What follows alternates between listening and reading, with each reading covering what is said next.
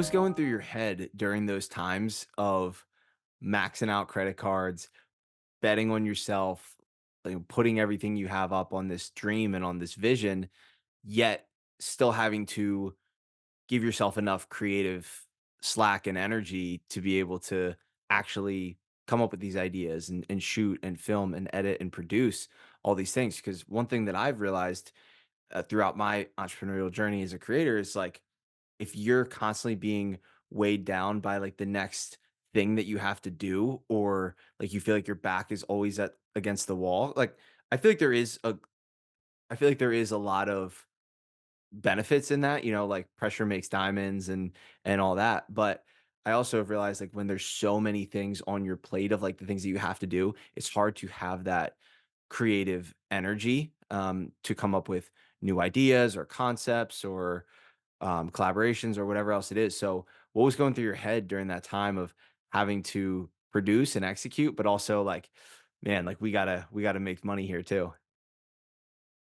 I mean, yeah, it's rough. Like I'm the only one of the so there's me and my business partner Marsden, and then we have another guy that has been with us basically since April of that year.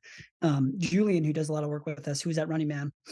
Um, I'm the only one with kids, right? I'm the only one with a wife, and the only one that's had a relationship with either for the entirety of the Buttery Rose. And so for me, like I have that responsibility, and then I have the responsibility of also generating enough revenue to be able to pay for all of us to have a life.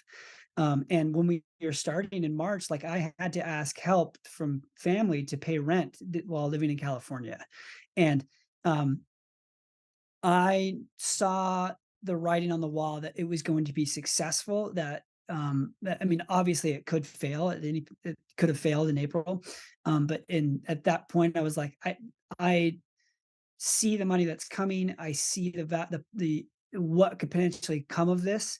I'm putting all my chips in, and to take some of that financial pressure on, I actually moved as a guy in his mid 30s with a wife and two kids into my parents' basement for a year, and because I didn't want financials to be uh, uh, a reason to not do something that was of value for our channel and for like our life in general too, right?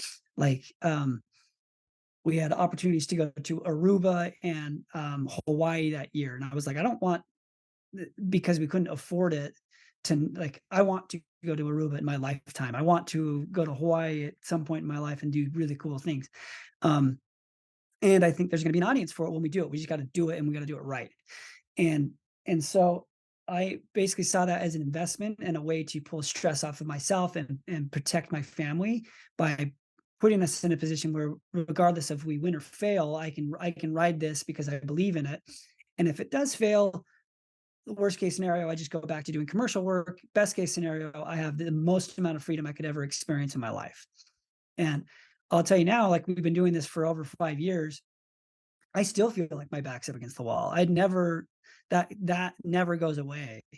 But the difference is you just have confidence. And I think because I did so much work in this space before I started on my own, I've always had the confidence that there's going to be an audience if I just continue to make something that I personally would enjoy and watch.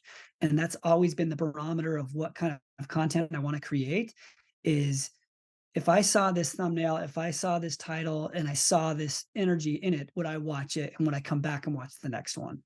And that's always been whenever I'm editing, if there's jokes, if there's storylines, if there's things in there, is it something that I enjoy? And then on occasion, I like to have other people watch it and give feedback, of course, and which is why we have a few people that help us with our editing, and that's a whole different story. But um, the feeling of having your back against the wall is always going to be there. It's just having the confidence to know that what you're creating is going to be cool enough that there will be an audience to support.